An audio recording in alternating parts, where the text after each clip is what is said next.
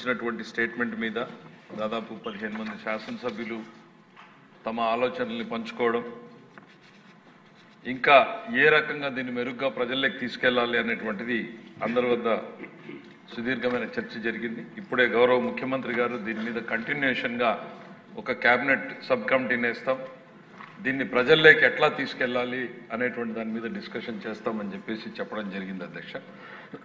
వారితో పాటు గౌరవ ఉప ముఖ్యమంత్రి గారు కూడా వారి ఆలోచనలు పంచుకోవడం జరిగింది అధ్యక్ష.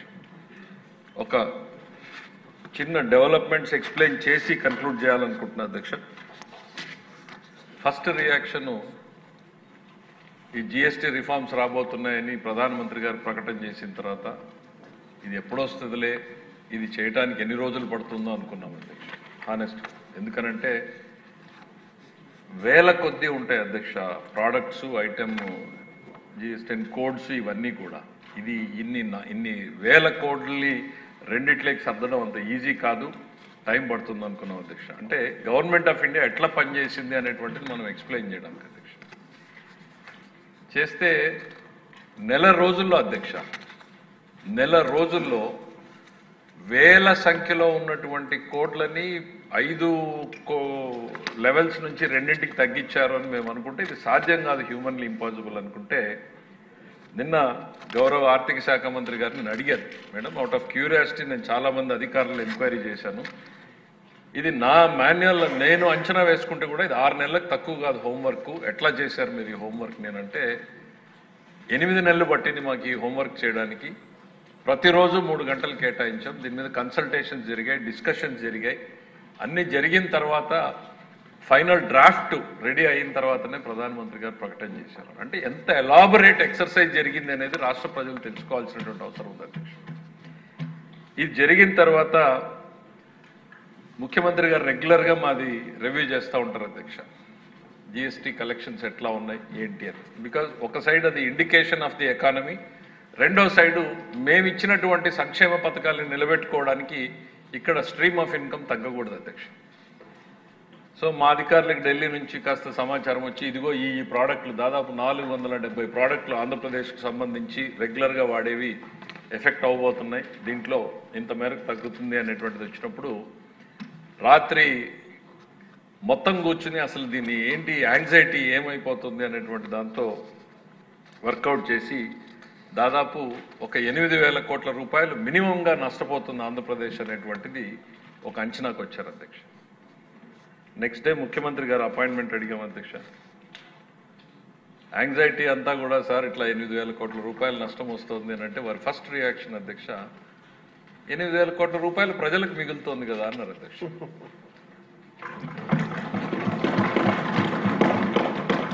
అంటే ఒక ఆస్పెక్ట్ని 2 కోణాల్లో ఎట్లా చూడొచ్చు అనడానికి ఇంకా అయిపోయింది అధ్యక్ష. అంటే అక్కడతో వారి మైండ్ని చాలా స్పష్టం చేసి చాలా ఈజీగా 8,000 కోట్ల రూపాయలు బెనిఫిట్ జరుగుతుంది కదా, లేదు ఇంప్రెస్ చేసేటువంటి ప్రయత్నం రకరకాల రూపాల్లో జరిగినప్పుడు కూడా ఆయన చాలా ఉందాగంటే that's where is experience and maturity comes in to implementation అధ్యక్ష. ఈ రాష్ట్ర ప్రజలకు తెలియాలి అధ్యక్ష. అంటే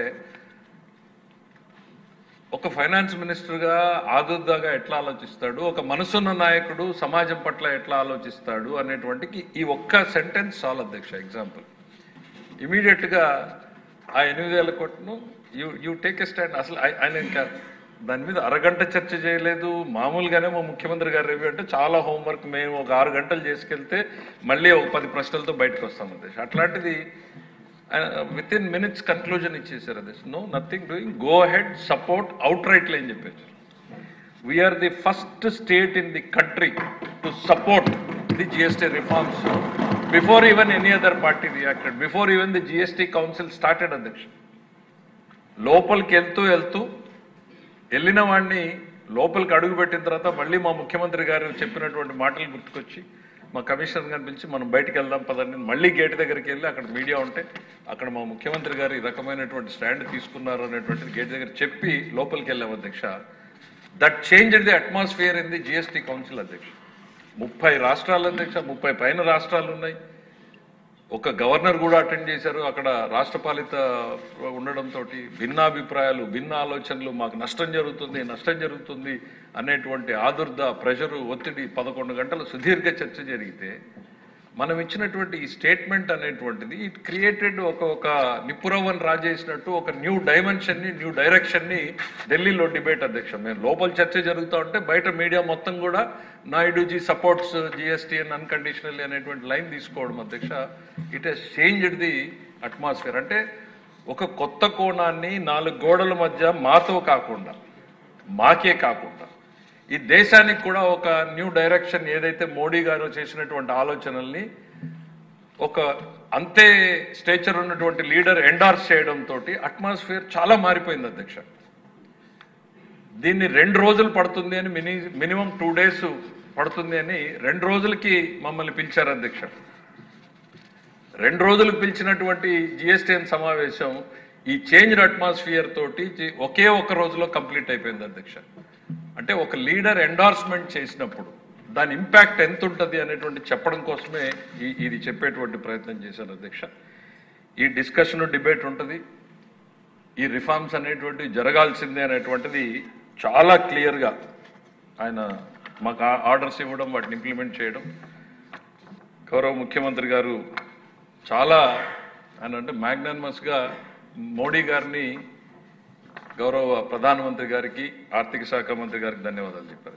అంటే ఈ రిమార్కబుల్ చేంజ్ రావడంలో ముఖ్యమంత్రి గారి పాత్ర కూడా ఎంతో ఉంది అధ్యక్ష.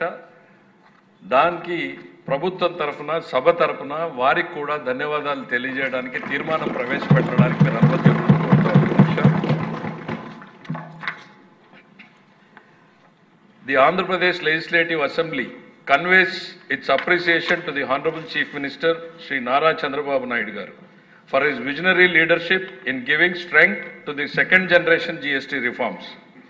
He strongly supported this move in the interest of the common man, though state revenues might face short-term losses. Andhra Pradesh stood as the first state in supporting these milestone reforms in the country's history. The Honorable Chief Minister Shri Nara Chandrababu Naidu Garu has made a very constructive contribution leading to this collective decision which will drive the vision of Swarna Andhra Pradesh to become a reality. The House therefore resolves to express its thanks to the Honorable Chief Minister for his statesmanship in place of the welfare of the citizens, in placing the welfare of the citizens above the short-term fiscal considerations, thereby ensuring long-term economic stability and social justice. Thank you.